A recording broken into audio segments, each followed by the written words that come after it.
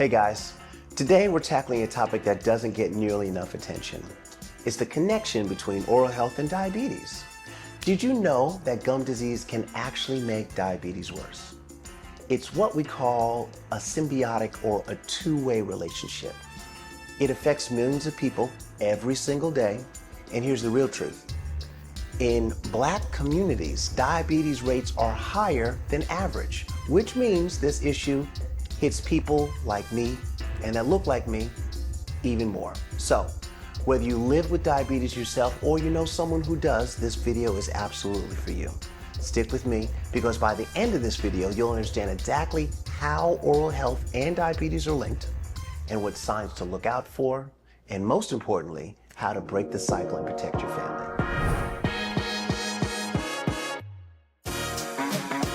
All right, let's break it down with the basics, okay? Diabetes is basically when your body either doesn't make enough insulin or doesn't use insulin properly. Insulin helps move the sugar that's in your bloodstream into your cells for energy, and without it, blood sugar levels stay high. Now on the other side, oral health is more than just about white teeth. It's your gums, it's your jawbone, it's the health of your mouth overall. One of the biggest threats here is gum disease, which is caused by bacteria building up and creating inflammation. So here's where the two connect. High blood sugar feeds bacteria in your mouth, and gum disease creates inflammation that makes blood sugar harder to control. It's a cycle, it's a ring. And if you're not careful, it can keep just spinning out of control, all right? Now, diabetes can affect your oral health this way. When the blood sugar is high, more sugar ends up in your saliva. And what do bacteria love to eat? They love sugar, right? So sugar makes the bacteria multiply faster, which increases your risk of cavity and gum disease. Second, diabetes weakens your immune system, which means your body has a harder time fighting off infections, even small ones. So if your gums start to get inflamed, your body struggles to control it. Diabetes also slows healing. So something as simple as a tooth extraction or even a small sore in your mouth can take much longer to heal if your blood sugar isn't well controlled. And here's what you might notice in daily life. Bleeding gums when you brush or floss. Bad breath that doesn't go away.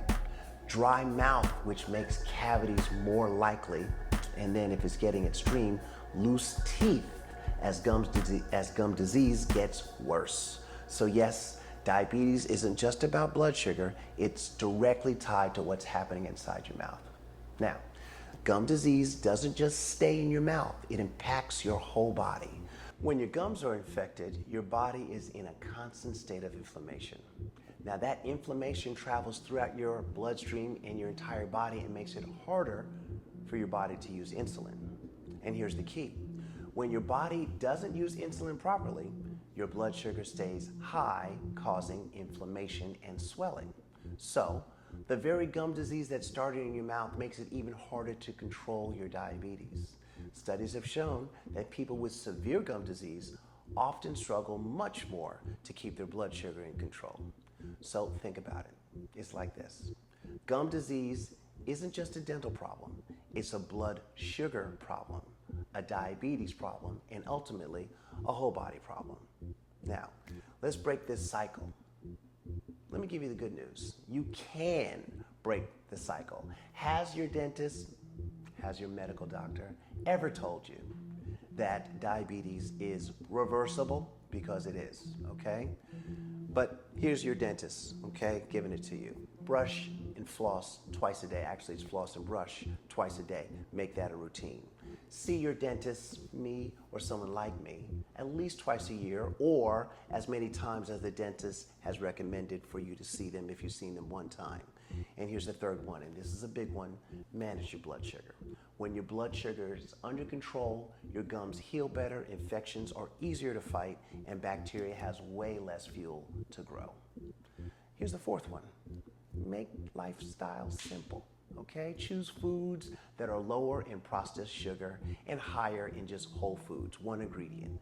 Stay hydrated because dry mouth increases cavity risk very much. And also manage your stress. Since stress hormones can raise blood sugar too, remember, oral health and diabetes are not separated, they're connected. By taking care of your mouth, you're also making your diabetes easier to control. And by managing your diabetes, you're protecting your oral health. It works both ways. So let's recap. Diabetes affects oral health, fueling the bacteria, slowing healing, and weakening your immune system. Gum disease affects diabetes by creating inflammation that makes blood sugar hard to control. Diabetes affects oral health by fueling bacteria, slowing healing, and weakening your immune system. Gum disease affects diabetes by creating inflammation that makes blood sugar harder to control. It's a two-way street. But here's the empowering part. You have the tools right now to break the cycle. Through consistent oral care, dental visits, and managing your blood sugar, you can protect both your smile and your overall health. Now, some people feel like because they have diabetes in their family, that diabetes is going to be with them. But let's consider how that can be, or how your mental can affect that. Your mother, your grandmother, and your great-grandmother all had diabetes.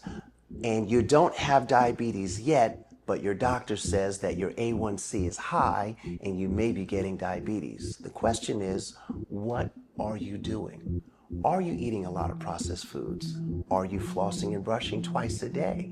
Do you know what your blood type is? Are you exercising? So, my point here is that although there are genetic possibilities that you can get through your genes, through your family, that can make it so that you have a disease that they had, that actually is the smallest, less likely factor that's going to give you something like diabetes that runs in your family. More likely, what's going on is that you're doing the behavior that your mother, your grandmother, and your great-grandmother did that gave them diabetes, that you are developing diabetes yourself. So, what is your blood type? Are you eating that way? Are you getting exercise? Are you having regular bowel movements? Are you drinking enough water? Are you having detoxification moments like sweating? Have you done a metal detox? What is your mental behavior like? Are you grumpy? Are you mad all the time? Are you mean to people for no reason? Do you meditate? Do you let somebody emerge in front of you in traffic and not curse them out?